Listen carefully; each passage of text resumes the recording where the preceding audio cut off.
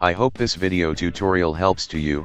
Please like, share and don't forget to subscribe my channel. Thank you very much. See you next video.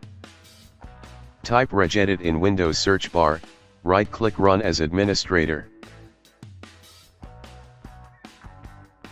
Click and expand H-key local machine, click and expand system.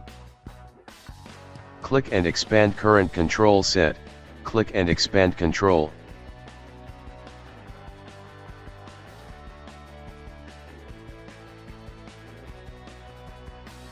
Click and expand Session Manager, click and expand Configuration Manager.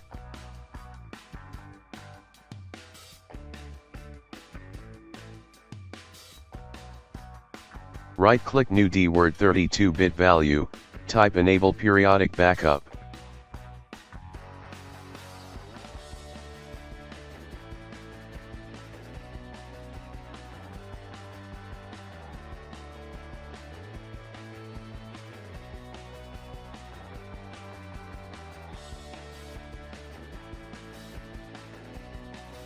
Change value data to 1, click OK, close and exit Registry Editor.